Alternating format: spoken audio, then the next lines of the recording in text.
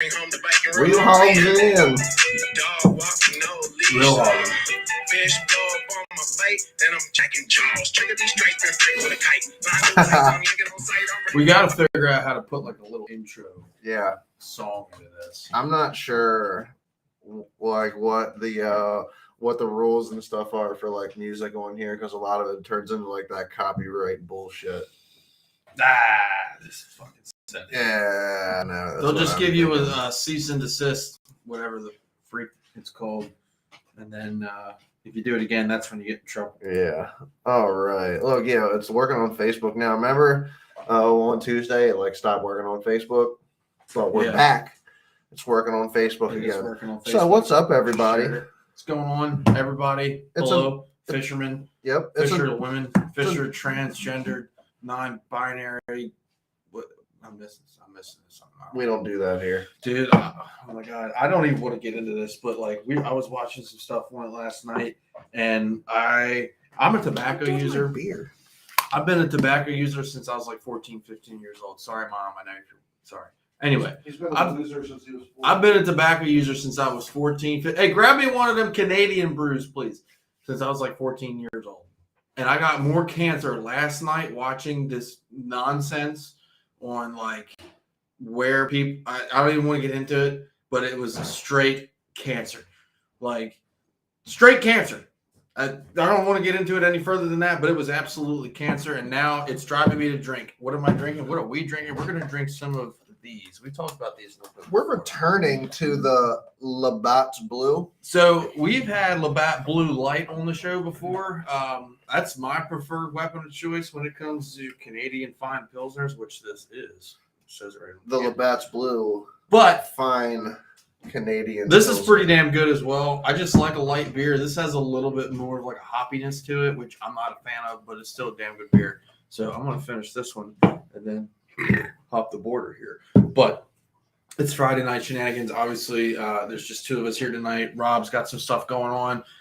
It's pizza night for Paul, and he's getting ready for Paul's got a club activities. tournament tomorrow in Conowingo. Obviously, wish him luck. Me and him got a chance to practice out there last week. Did pretty well, and then it boded well for me in the open up air. Like I said, me and Kevin. Shout out to Kevin. We got third in the open up air against some really good fishermen. So I was pretty happy with that. Hopefully, Paul's able to put something together tomorrow and catch a big bag. But if you're not fishing this weekend, you're wrong. That's all I can say. What if you're busy? You should be busy fishing. You should be busy fishing, right? I don't know. I just got my boat back from the shop. I'm hoping that everything is good and we're 100% good to go. Yeah. So let's go over a full update on what's going on with your boat. Right now.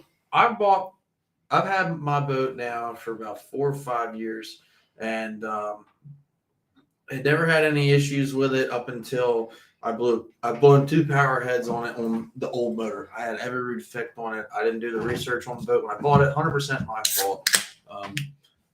The first time I blew the power head was my fault because I didn't know that I had to never refix, and I ran cheap 2-stroke oil. When you get into the DFI game, especially with 2 strokes, you got to run full synthetic 2-stroke oil. Have to. It only took 1 tank of bad oil for me to completely destroy the motor, carbonite, build up, and pop. Totally my fault. Should have known better. Didn't know better. Sometimes you got to learn the hard way, right? Took it to a business that I actually really like. These guys on Eastern Avenue called Intercoastal Marine. I've always taken my boat there. They do really, really good stuff. Pretty fairly priced. They definitely don't rip you off in any way. They're very honest. Whenever you need something done on the boat, they call you before they do anything. Hey, I think it's this. I'm going to put this part on. If it solves your problem, we'll go forward. Mm-hmm. This is what the cost is. It's never just, hey, we think it's this. We put this on, sign the bill, and be on your way. Hopefully it works out for you. The guy, the gentleman who runs the shop was very honest with me. He's like, look, when you have these intermittent issues. So fast forward or rewind to 2020, I blew the fict up a second time. Again, that was just nature of the beast, right? 2-stroke problems. Put the new E-Tech on, which has been very, very good up until recently. Ever since I put on this E-Tech, if I have a really long idle, like a long one, like from the ramp at Joppa out to where you can get up on plane, occasionally it will decide it doesn't want to, like it just like it runs out of fuel. Like it's weird. You go prime the ball, starts right up, you're good to go. It's intermittent. Sometimes it doesn't, sometimes it doesn't. What I always do is before long idle, I just prime the ball. If I know I'm going to do some idling, prime it up, never have a problem. Recently, it was having some surging issues. It was being really, really hard to start. Some things I've never dealt with before. Took it into the shop last Saturday, so a week ago from tomorrow. And, they said, hey, we'll take a look at it. Got a phone call, I think Tuesday or Wednesday. Hey, we're looking at it. We think it's this. I'm going to try this new part. We'll let you know how it goes. I got a phone call yesterday. Hey, they definitely identified a bad fuel pump for sure. And I think that was what was causing it to be really hard to start and stuff like that. So took it out today. It's still doing that weird, like doesn't like those long idles, which could be a multitude of things. Doesn't necessarily mean it's a bad fuel pump. It could be a lot of stuff. So primed it up again. Took it off, had no problem, no issues surging, no issues starting. So if I have to prime the ball physically before I go on long idles in Joppa Town, I can live with that. But like after you run it plenty, it was fine. Like as soon as I got out to the canal and put the hammer down, it jumped up on plane and it was ready to rock and roll. So I think I'm good. I just want to confirm it. I'm going to run it the next couple days. If I run it the next few days and it's fine, I'm good. Like I said, that little weird stalling thing in idle, that could be lots of things. That could be an anti-siphon valve in your gas tank. That could be, a clogged up exhaust. That could be all kinds of stuff. So,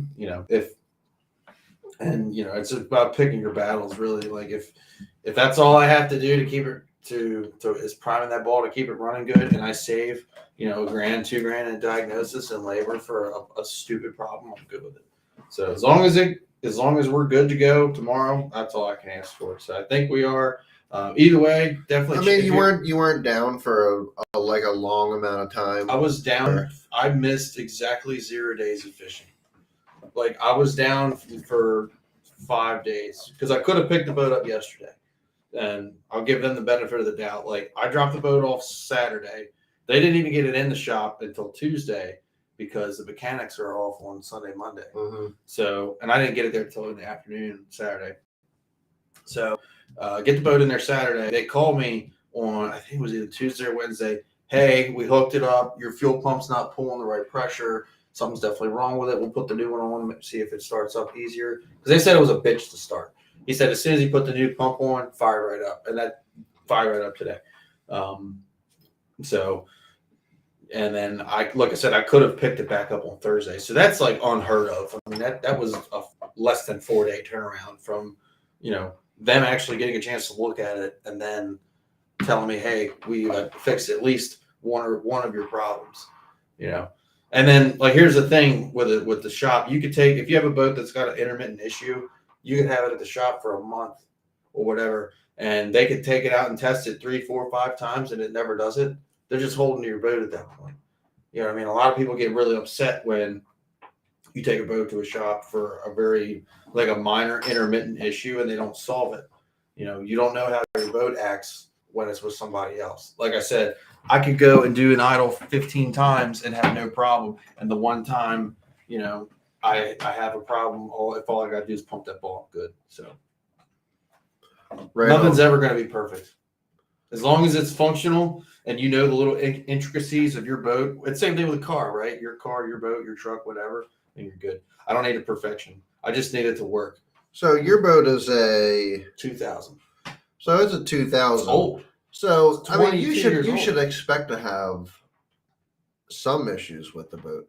Right. However, on a 2021 model Ranger, you shouldn't be having any of the problems that I'm having. No.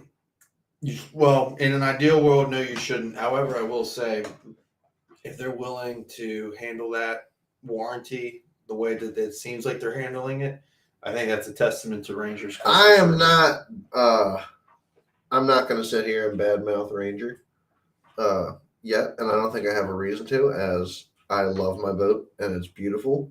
but I did get an update today from Bowers Marine, who has been fantastic through the whole warranty process, helping me get everything warranted, giving me information and taking care of everything. They've been great.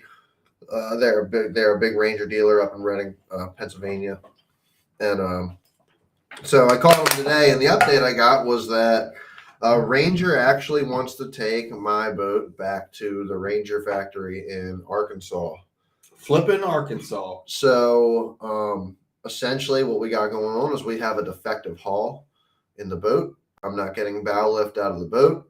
Ranger has recognized this, and they are doing, I don't know exactly yet, but they're going to do whatever they need to do to correct the situation, which is pretty cool.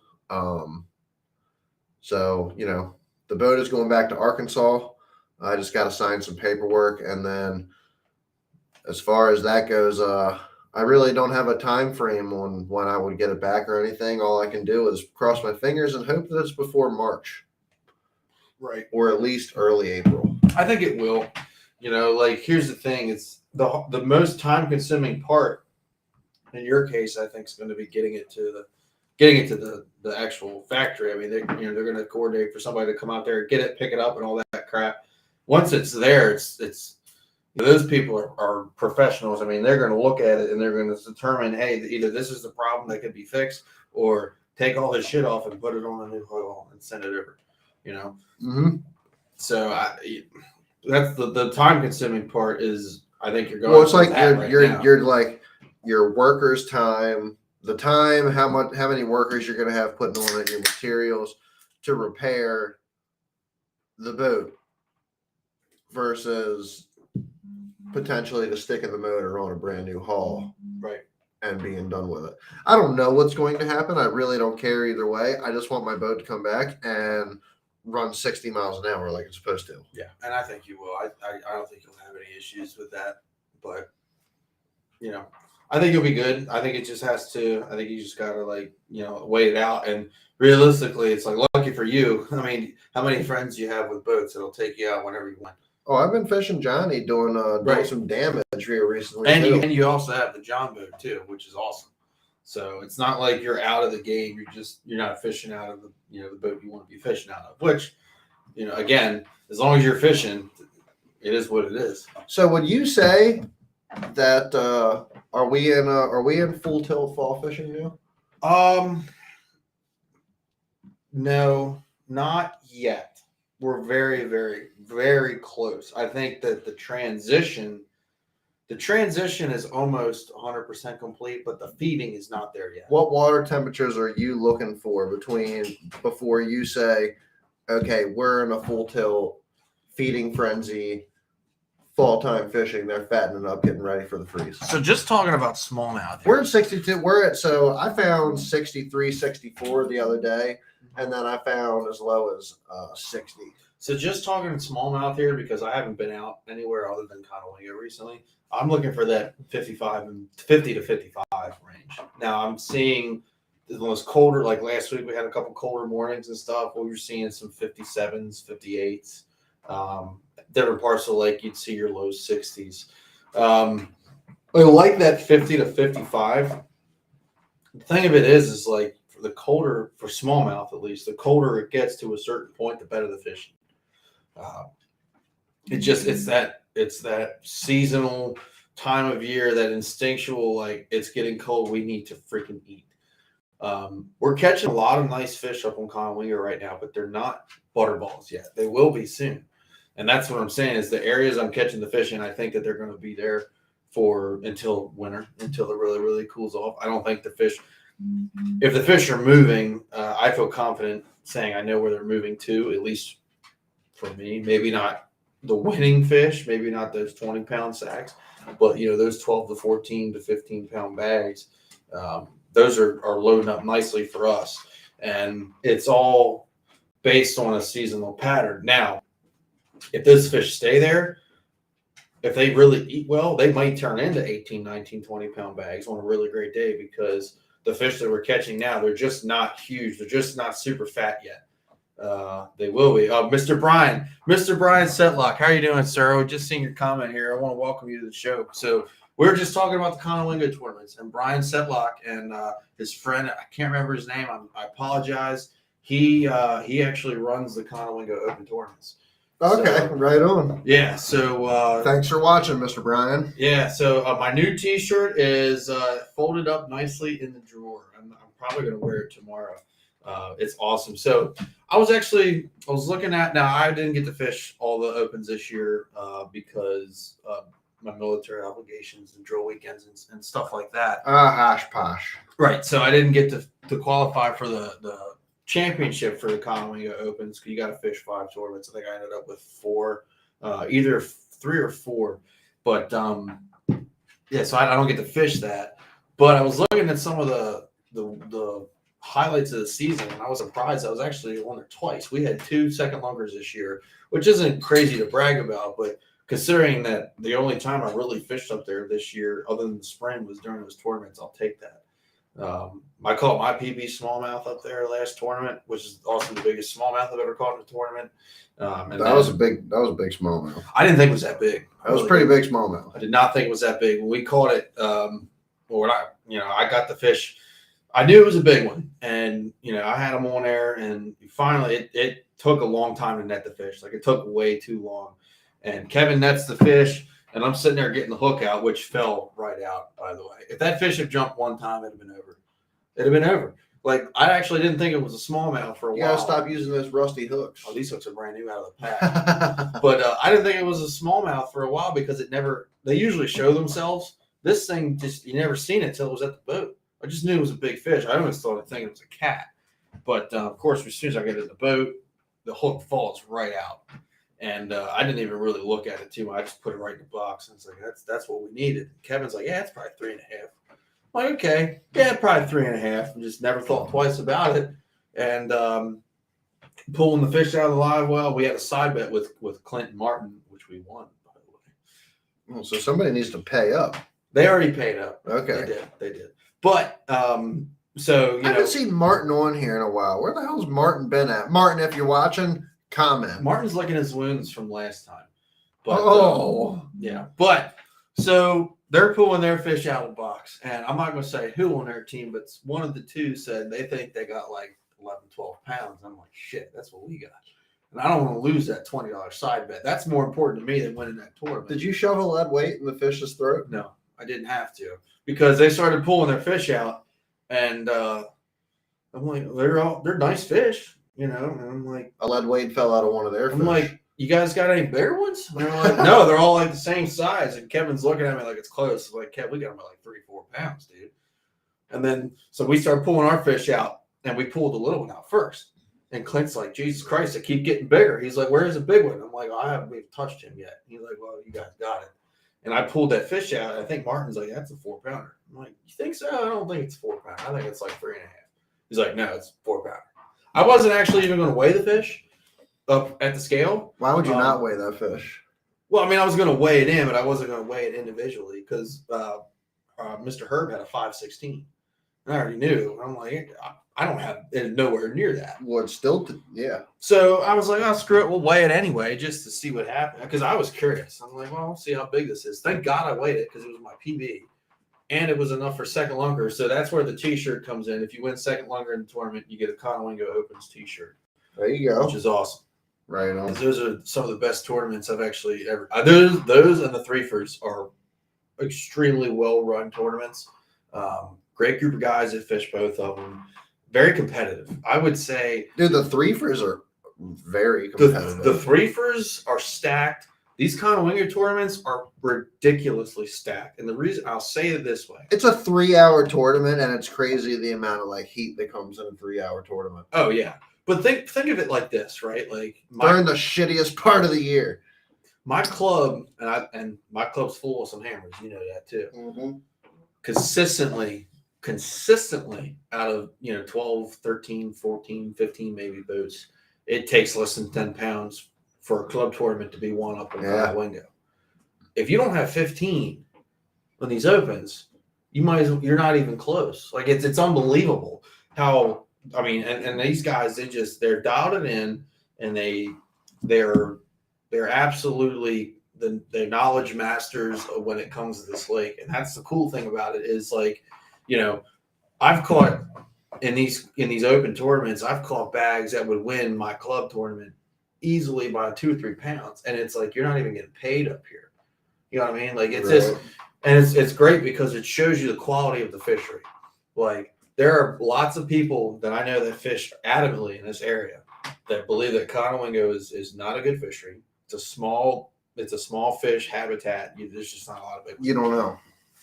It's not the case. You don't know. It's not easy. I think it's the hardest. Okay, place so to fish. either that or you could just straight up. Yes, it's a very challenging place to fish, and it's a very dangerous fish to fish. It's a very dangerous place to fish, and I think that also puts a lot of weight on guys that don't go up there and fish. I got my nice fiberglass boat. I'm not raking it up against a rock. I can tell you right now that I think the reason why it's so difficult to fish is because imagine a tidal fishery but tidal fishery is predictable. You know when it's coming up, you know when it's going down. If you're good enough, you know where this fish position on high tide, low tide, incoming, outgoing tide, whatever. Conowingo, it could go up for an hour and down for the rest of the day. It could not change at all. You could have current up top, not down bottom. You could have current down the bottom and not up top. And I have no idea how to figure that out yet. I know where the fish are, but they position differently based on all of said above factors.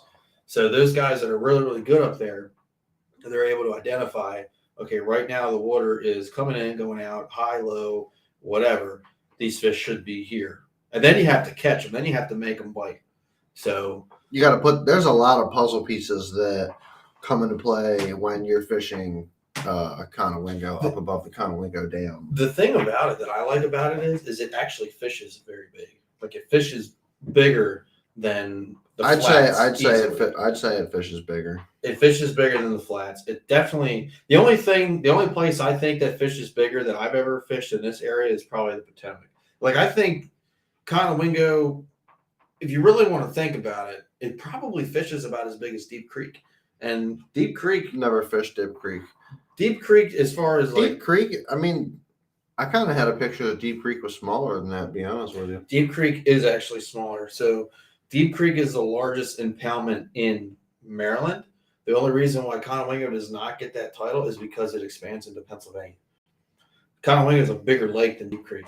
I would say Conowingo fish is bigger than Deep Creek. However, you guys out there can argue with me if you want, but that's just how I feel.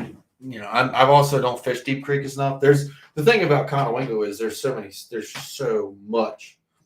Like, if you just want to talk about the rocks, you can fish the rocks for 4 or 5 full days in a row and cover a quarter of it.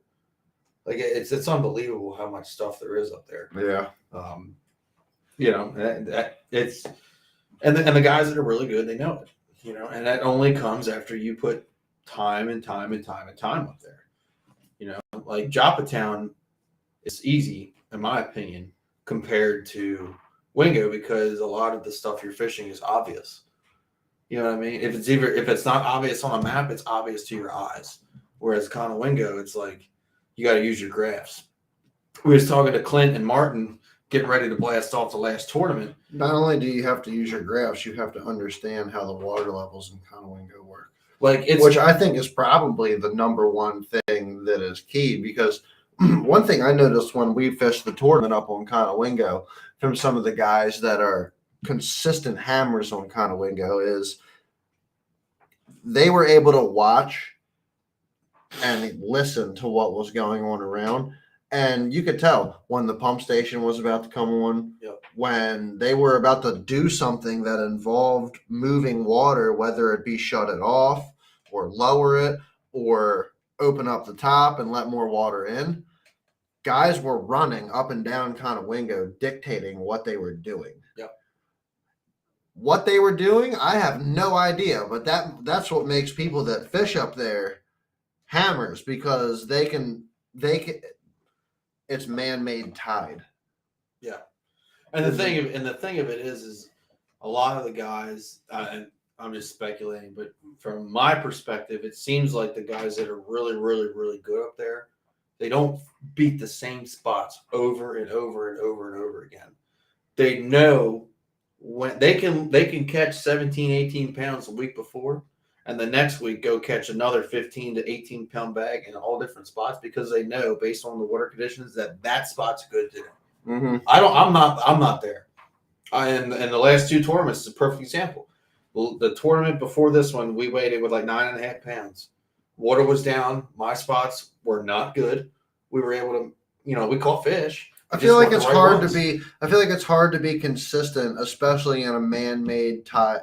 It's not tidal, but I'm going to say in a man-made tide zone, to be consistent, especially when you live an hour away from the boat ramp. I mean, that really limits the amount of time that you're able to kind of put in there. I think you just have to.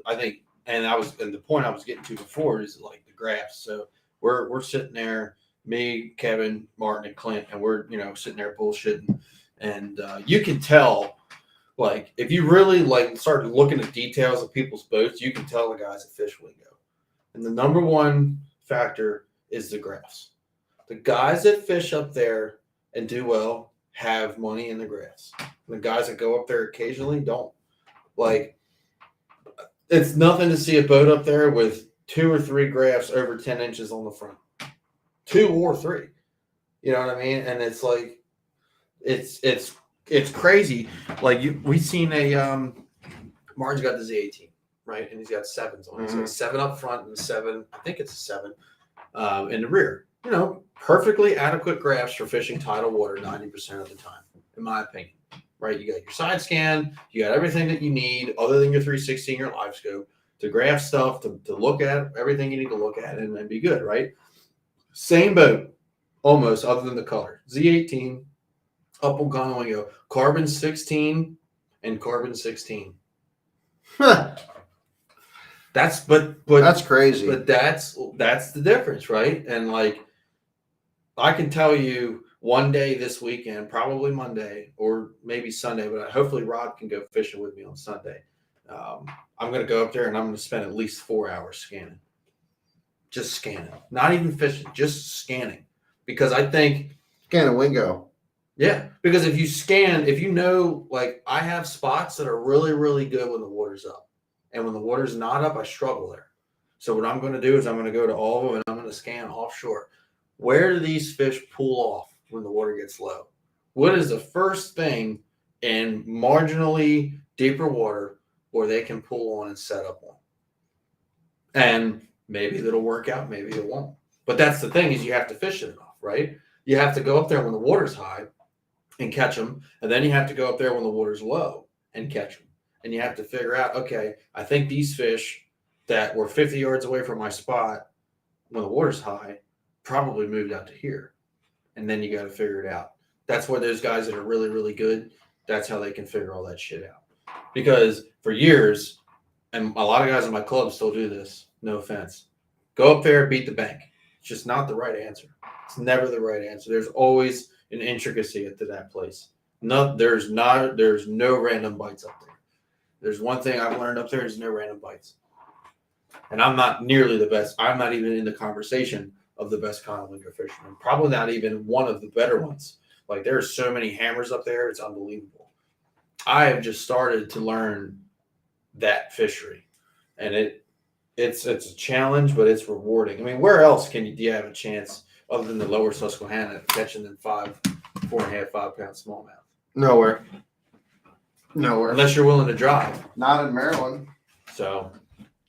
But anyway, that's my soapbox on the Conowingo.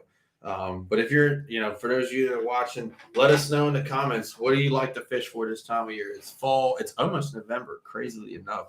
I cannot believe October's already halfway, or almost all the way gone. Are you fishing for largemouth? Are you fishing for smallmouth? What are you chasing? Why? I can tell you right now, I know that Chad and Bradley have been catching some big largemouth in the GP, and I definitely am a little not jealous, but I wish I was. I might have to get out there. I might have to take a day off from the Wingo and quit chasing them smallmouth for a day or two and try to catch a couple big largemouth down there. But yeah, let us know what you're thinking about in the comments. Let us know this time of year in the fall, you chasing largemouth, you chasing smallmouth, and why. I think Chad's grabbing another beer. I'm going to glance through the comments here. What's going on, Rob? Just seeing you on here. Rob, are we fishing in Conowingo on Sunday, or are we going to the GP? Let me know. We haven't seen this guy in a while. Where is Kevin? Why isn't he up here? Where has he been? But now that we're on the smallmouth soapbox until Chad gets back, this is why I go up there. This is why I fish Conowingo this time of year. These are all from last year, so these are a little old. I mean, some nice fish that I've caught up there over the years. This was actually all three of these pictures from the same day. So, yeah, I had a blast day up there. It was freaking awesome. We've had some 40 hammer days up there. Probably caught 40, 50 fish up there, man. It was awesome. Lots of fun. This day in particular was all on crankbaits.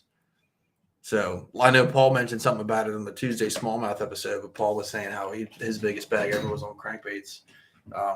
That wasn't my biggest smallmouth bag ever, but it was a pretty fun day. And that was every single one of those fish I just showed you was on crankbait. Mm-hmm. So that was a lot of fun. Man, friggin'. I remember going up there a couple times and just absolutely completely sticking them on a Ned rig. That was such a fun day. On a freaking little small dinky rod, just yeah. I really need to pick up a better finesse technique for smallmouth. And the reason I say that is I feel that I am too reliant on the Ned rig. I don't have enough confidence in other finesse techniques like the drop shot. The Nico rig, at least the way that you traditionally fish a Nico rig. I just don't have confidence on it yet. I know I've caught that day in May, we whacked them on the Nico rig in furnace. I mean, fucking destroyed them. But I just don't have the confidence on it, on that typical offshore bite yet. So Larry says he's been catching a lot of fish in the last 10 days on the A-rig on Lake Douglas and Lake Cherokee. A-rig. That's a fun way to fish. In fact, I've only ever caught smallmouth on an A-rig. I've never caught a largemouth. That is a very popular thing to throw up on the Wingo, is the A-rig. It is, and you'll see it quite a bit. And right now is about when you should be throwing it. I would say so. Yeah, I would definitely throw it. So here's the interesting thing about the Alabama rig, and we had discussions in the club about this, is that in BASS, no matter what level, unless it is, I think, college, maybe in college you could still throw it, but in BASS, there's no Alabama rigs, at least as far as I'm concerned, there's none. So you're fishing Bass Nation, state qualifying trails, anything of that nature, Mr. Bass, no A-rig, period. Which I kind of don't like that. I don't know. I don't like it. But anyway, in addition to that, in Maryland, you can only have 2 hooks on your A-rig. Legally, yeah. Legally. Then you go up to Pennsylvania and you can throw 5. I've only ever thrown 5 hooks on an A-rig. I'm not going to throw an A-rig with any less than 5 hooks. It's just not going to happen. Yeah, me too. And I honestly, I really don't throw the A-rig much other than up in Conowingo anyways. So it's kind of like I'm always throwing it in PA anyways. There's only a couple areas around here that I would even consider throwing that. Yeah, the last A-rig fish I caught some up there in I think it was April or May. We went up there and I got on a little bit of an A-rig bite, but they weren't big. They were like 2 pounders. Still fun. But A-rig, I mean, the A-rig was huge when it first came out. I can't remember the guy's name, but basically there was like a BASS record that was broken because of an A-rig.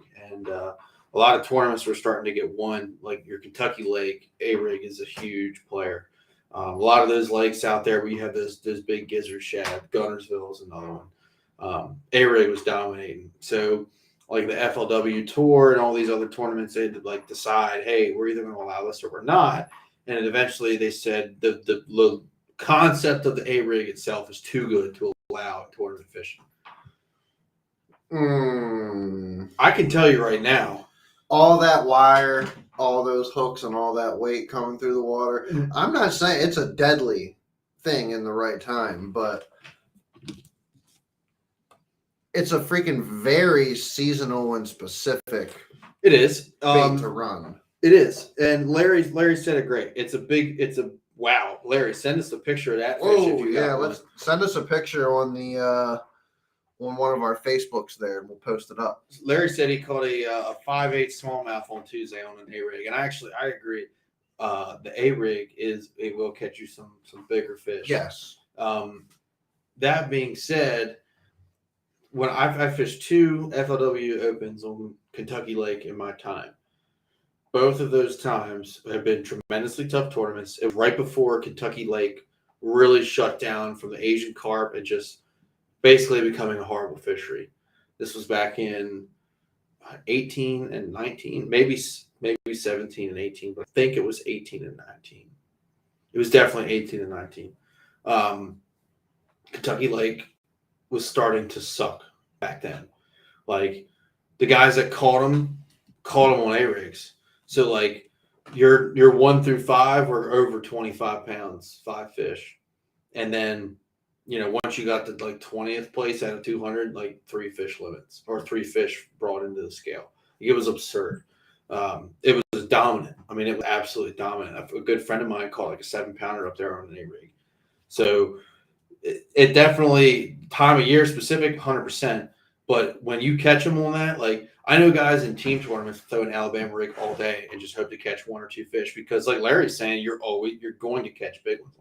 Like we talked to a guy in college that won 2 of the Angler's Choice Tournament trail tournaments on Smith Mountain Lake. I think he won 2 or 3 in a row, actually.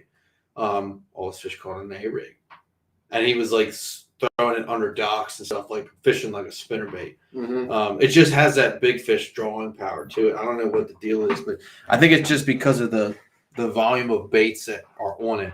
Like, if you haven't thrown it, you got to throw it. You just got to try it because it's just that when you catch a fish on it, it's almost like indescribable. It's like, I don't want to say it's more fun than catching them on a frog, but it's a different type of like, okay, this is badass type because you're looking at it and you like, especially in the case of a smallmouth, we're going from 10-pound weights, 6-pound test, bullshit little Ned rigs to get a bite on a tough day to throw in this chandelier wire looking thing. And I still can't convince you to throw a 6-inch paddle tail because it's different.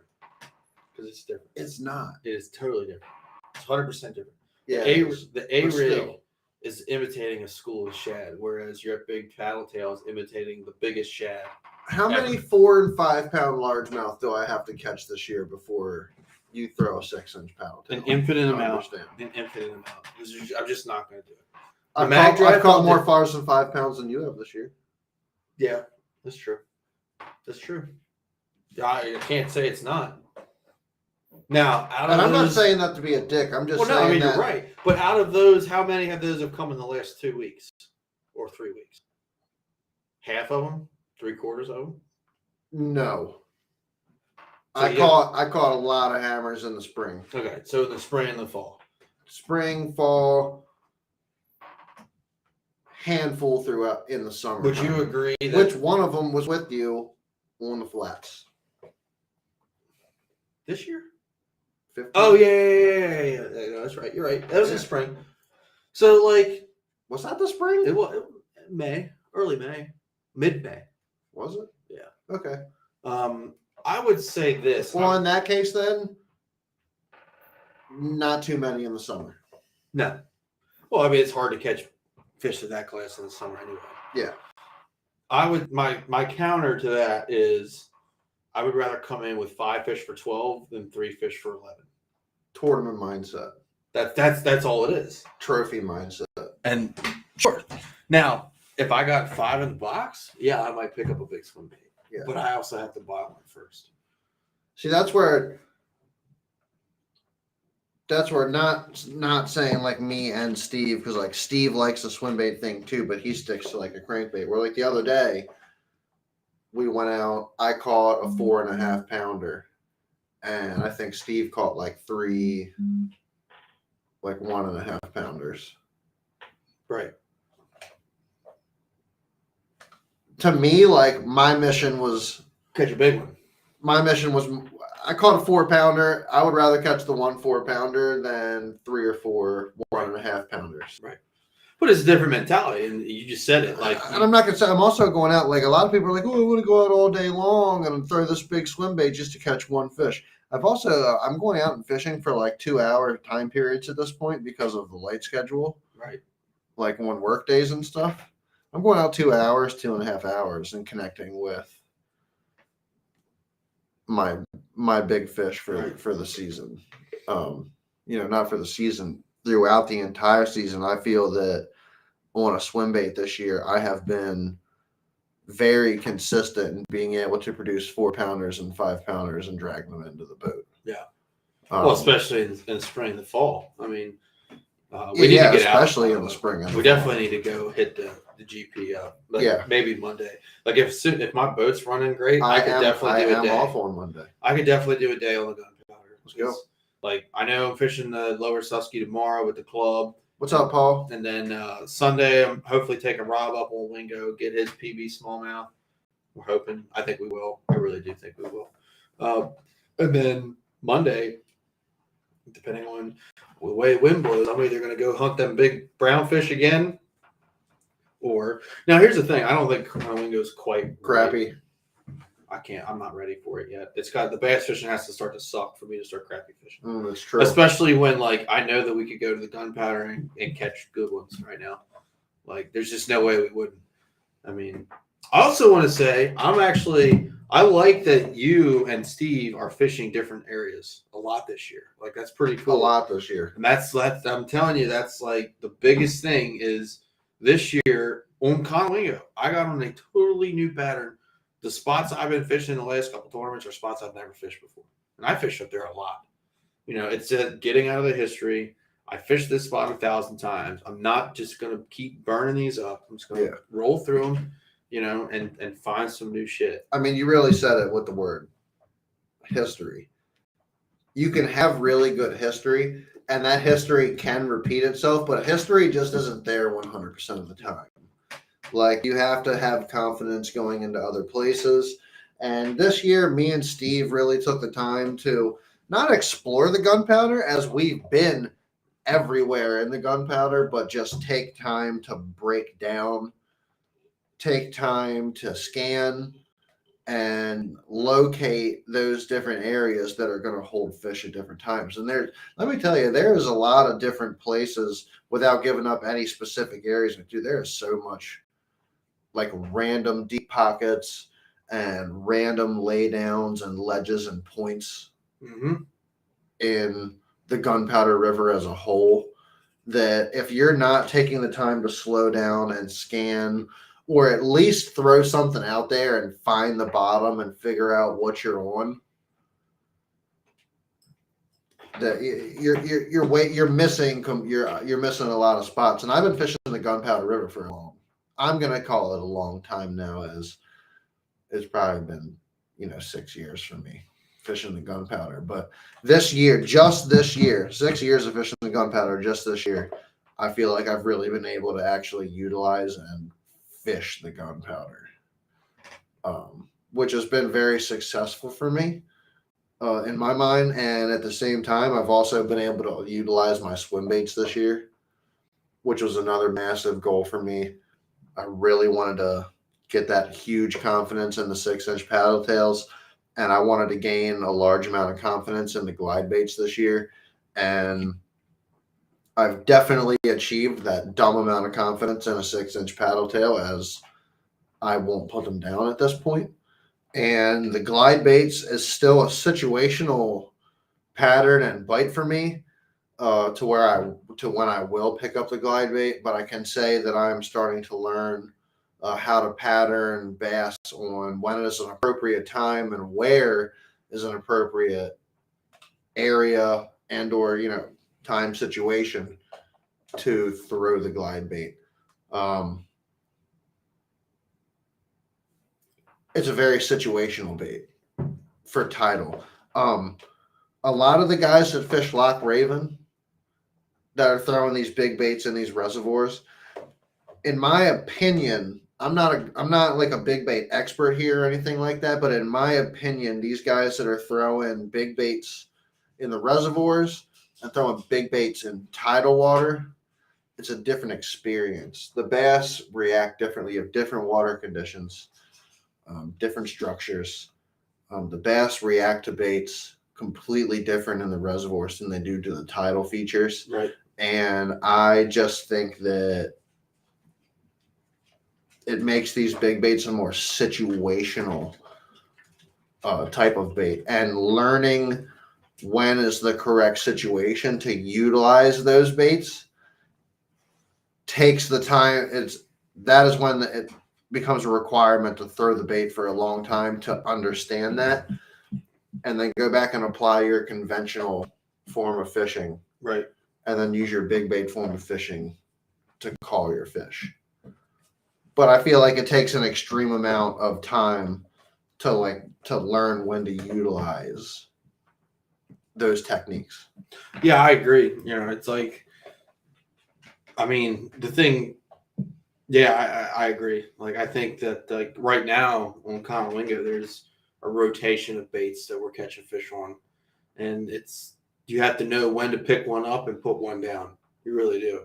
Like, you know, when me and Kevin fished the tournament, not this last one, but the one before, he was catching all his fish the way he wanted to catch them. And I had confidence in something else. And I said, well, if you're going to catch them all, I'm going to throw this bait to catch one big one. He caught every fish in our limit in that not this last tournament, but the one before that. Every single one. I never caught a keeper. I caught one keeper that we had in the boat for about 10 minutes. And it was like barely 12 inches. But I threw my bait for the whole day, just looking for one fish, just looking to connect with one good 3.5, 4 pounder. It never happened. I probably could have picked up the same bait that he was throwing and started catching fish.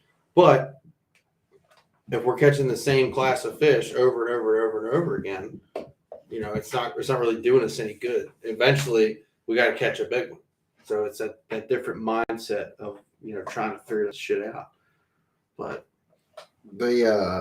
I think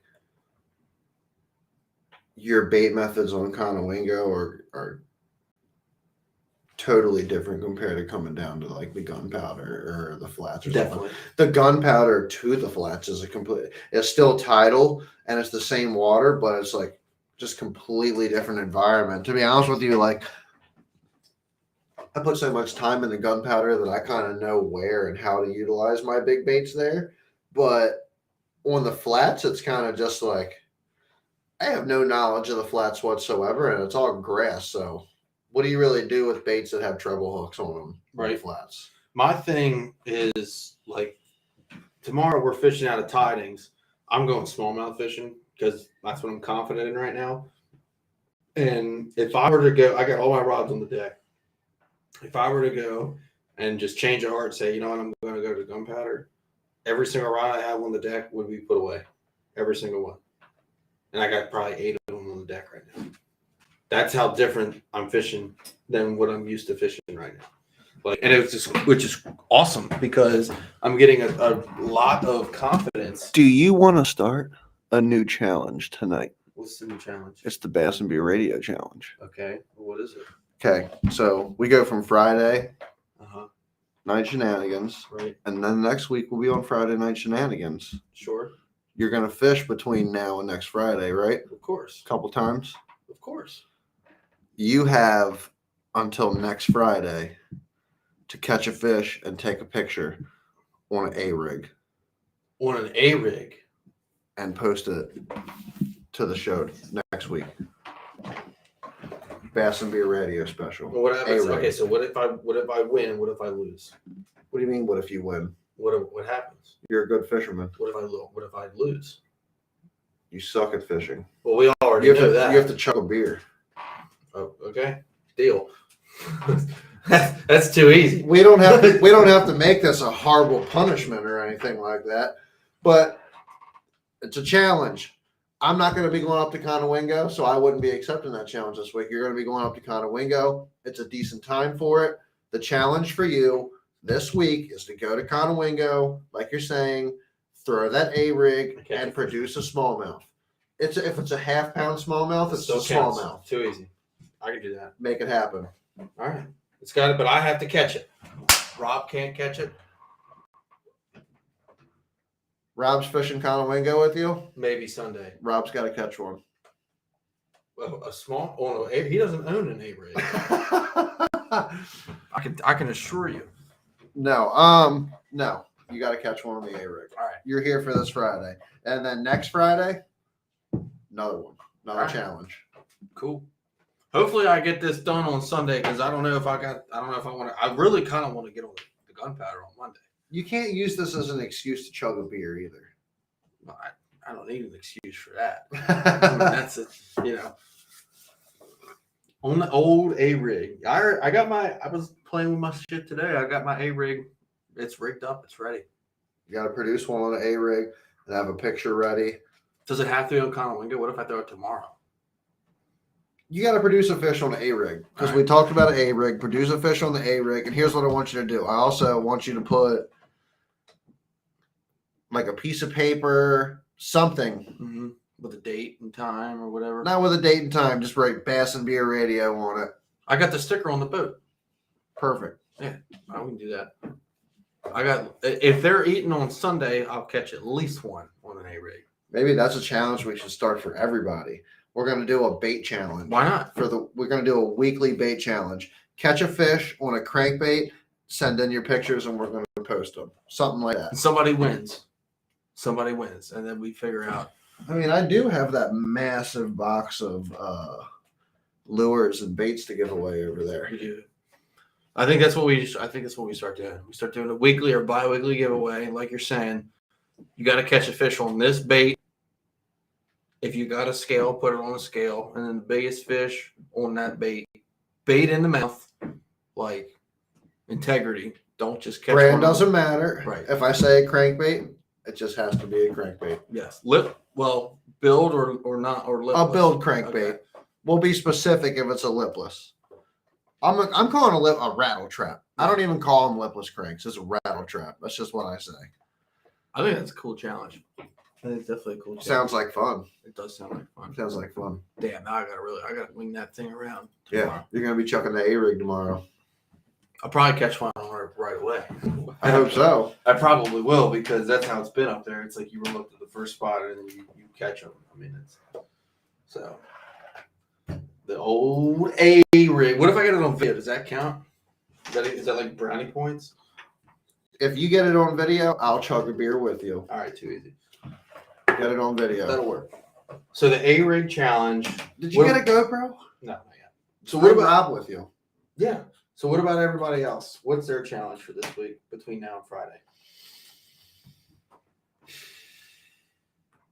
I'm going to leave that up to the guests. Everybody that's watching right now, if you hear this, what is the rest of the hosts of Bass and Beer Radio's challenge for this week? You have me, and you have Rob, and you have Paul. What is it to catch a fish on? And Skylar. Skylar's, I don't even know if Skylar will be fishing this week. He's fishing tomorrow. Skylar's fishing tomorrow. Post up in the comments. And it has to be realistic. No dragonfly lures. Yeah, realistically, what should we catch? What should we do for the challenge for next Friday? Tony's going to try to catch a fish on an A-rig. What does the rest of the hosts of Bass and Beer Radio need to do? Post it in the comments. I ain't gonna lie to you. I'm trying to catch a 20-pound bag of smallmouth tomorrow. I've only caught. Isn't that the goal all the time? No, not on the flats. I'm going up in the rocks of the lower Susquehanna. Like lower. Oh. Yeah. Oh yeah. I'm gonna go up. I'm gonna go up. I actually have a couple creeks up there that I like, and I think if they set up just like Conowingo, it could be on. And if it's it could be nice. It could be real nice. Could be. But I got to figure out how to get my boat up there without hitting shit, which is going to be the challenge. But you got to risk it to get the biscuit. Dan's above lapping them way up a dam, way above Lapidum. Yes, like further than I've ever gone. That's the goal. I want to get up there. I want to catch some big brown ones. But below the dam. Below Conowingo Dam, But above above Lapidum. Lapidum. In your fiberglass boat? In my fiberglass boat. Yes. Your Stupid. Yeah, your brother. extra chromosome is starting to show. Yes. Paul said, "Don't take your boat up there." Yeah, I wouldn't. I don't know if I would do that. So I actually used to fish up there a lot when I was a kid. Believe it or not, my uncle had a 16-foot Fisher bass boat, and we used to go up there all the time. Hit all kinds of stupid shit. Like you would hit everything. You're gonna catch a shitload of rockfish up there right now. You mean like rocks that are actually? Oh, you meant like stripers. No, there's a lot of striper up there. And yes, man, that is a really bad place for a fiberglass unit. Like a really bad place for I a think the fiberglass lower unit. Susquehanna rocks are worse than the Conowingo rocks. 110%. I think they're definitely worse. And the change between the lower dam and how many gates they're running, like in 1 hour, you might be able to get up there and they might close a gate. And before you know it, your freaking haul is sitting on some freaking rocks. And there's no way you're getting past that last rapid that you just got up. Well, I'm talking It's about basically going to Lapidum and then trolling motor up until I feel I've gone far enough up. You're better off going to freaking Conowingo, upper Conowingo, and trying to fish for smallmouth. I mean, there is good smallmouth down there in that portion of the Susquehanna, but I think you're better off up top. I really just want to catch a big smallmouth on the lower Susquehanna because I've always I don't know why. I really don't know why. I'm such a smallmouth fiend. I've always have been. And like catching them, no, I'm not saying I'm whacking them on Conowingo, but we're catching a bunch of fish. I'm like, okay, I've caught some big ones on Conowingo this year. I'd like to catch a couple big ones in the lower Susquehanna. My biggest fish in the lower Susquehanna, smallmouth wise, is only like 3.5. The big ones are probably down near the bridges. I'm going to look for them. I'm going to scan. I'm going to fucking do everything I can. If I don't catch a largemouth tomorrow, that's okay. I don't need to catch them. I'd like to catch a big smallmouth. I got 2 or 3 spots that I'm counting on that could have them. The only one I'm worried about is Kevin because, me and Kevin have been collaborating in the last couple of weeks, smallmouth fishing. So I'm sure he's looking at it the same way I'm at. Looking at the spots, looking at the baits to throw. I'm going to throw the same shit I've been throwing up on Conowingo for them damn things. Just fiending on the wingo. Yeah. Yep. So, but yeah, I'm totally committed to chasing smallmouth this time of year. Like now Monday, if we link up and go out to GP, that'll be nice to catch some green ones. I haven't caught a largemouth in over 2 months. I have not caught a largemouth. Jesus. Over 2 months. Yep. Because I've been up on Conowingo. Maybe not 2 months.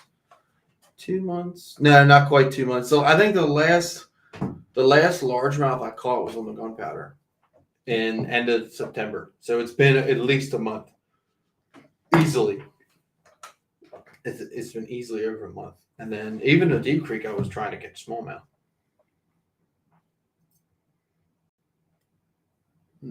Paul said, be prepared to scan for 6 hours and fish for 2. That's what I need to start doing. Because I definitely don't scan enough. Right, Chloe? Do not jump in my lap. Don't do it. Just a bear. You got your pumpkins on for Halloween, bear? So what else are we going to cover tonight? I know we said it's probably going to be a little bit shorter because half of the crew is preoccupied and doing whatever. Yeah, half the crew's occupied tonight. I got to wake up in the morning. I got some work I got to do. Tony's going fishing. Well, we definitely just wanted to get on here and give you guys a boat update on both of our boats. let you know kind of what we were up to. Tony's putting all of his time up into the kind of wingo. I'm in my typical spot in the gunpowder, chasing fish in I'm in the gunpowder, but I'm in my irregular spots of the gunpowder chasing fish and learning new things all the time. The fall fishing is really coming up. Somebody asked earlier what our water temperatures are looking at down here. Yesterday we found anywhere from about 64 to 60, depending on where you went. And that's kind of where we've actually been at for the past couple of weeks now. The bite is definitely starting to turn on. We've been cranking up a lot of fish. Some soft plastics are working really good now. My 6-inch paddle tails have been producing very nice quality largemouth. And I've even been able to pattern a good handful of largemouth on my KBG Chad Shad glide bait. Been having fun throwing that and kind of learning how to work that bait and pattern fish on that bait. It's a whole nother experience for me, which was kind of the goal this year. It's every day is to go out and to learn new things. So that's what's going on. I went out the other day. It was the lowest tide. It was low as hell today. Low, dude. It was the lowest tide I think I ever seen. Like, me and Steve went out and I looked at the pier and I was like, we're not getting to the forbidden zone. In the John boat. Yeah, that's low. In the John boat, I was like, I don't think the John boat is even making it there, dude. Like, that's where you need a jet boat. You're talking about probably like 2-3 inches of water on Days Cove. Yeah, that's ridiculous. Like when I went out to test the boat after I picked it up today, it was low. I was like, holy shit, dude, it's low. Yeah. Like, really, really low. I don't know why. I guess it's maybe just like, I know in the wintertime when it starts to cool off, not that we're in the winter yet, but like low tides in the winter can get really, really low. Tide was going out and the wind was blowing it out. Mm. And it was just gone. I mean, you know me, normally I'll run into that first channel and not let off. Dude, I idled across it to get into it in the John boat, and I was hitting. You mean the flat out in front of the duck blind? The flat out in front of the no, like just to get into the back channel, like going back to the quarry. Mm-hmm. Like I had to idle across that the other day, and even then, like I was pushing the boat forward in the mud. Oh yeah. So it was just crazy. Yeah, it definitely can get low. I mean, it's like, yeah, it was low as hell today. Like I picked the boat up from Intercoastal, my family shore places just down the road. I couldn't get the boat off the trailer. It was so low. If I was in the bass boat, I don't know where I would have even gone. Like you couldn't. So we wanted to go to Foster's originally, and Foster's, like as soon as you made that left and went in there, like just straight mud line. Yeah. Like you could just see the mud lines. So we're like, okay, we're not going in there. And I'm starting to think of myself. I'm like, what if I was in the Ranger right now? I'm like, what the hell would I do? I'm like, you couldn't even idle across the flat to get over into the channels. You couldn't do it if you wanted to. Right. Even with a trolling motor, you wouldn't have made it across. Go back in the docks. Yeah, that would have been about. That's really all you can do. And even then, the water was so pulled out, a lot of those docks you'd have been sitting on 2 feet. Right. Yeah, I definitely and that's the thing is I need to actually pick a day when the water's it's a good day to fish Foster, not when it's just freaking 3 inches deep everywhere else. That's usually the only time I fish Foster is when it's too shallow for me to go anywhere else. And it's well, I never catch any fish in there. Well, it's probably because the tide is biblically low, So I need to actually fish in there when it's good and give it a try sometime. I mean, I know that there's fish in there. There's good fish in there. Oh, yeah. I think it could be, I mean, I'm not going to say too much, but, the tournaments are releasing a lot of bass at the boat ramp and everything this year. So I'm going to start catching all my fish out in the grass and releasing them in Foster. In the back. In the backity back. But do you have anything else that you want to add to tonight's conversation on Friday Night Shenanigans? Not really. I'm just ready to go fishing tomorrow. Ready to go fishing tomorrow? I'm hoping that my boat is fixed the way I that the shop is saying that they think it is. So, hopefully that everything's good to go, and I don't have to worry about it anymore. And, spend the rest of the fall fishing instead of worried about why my boat's not working right. I'm hoping to maybe get out and fish maybe Sunday evening or Sunday morning.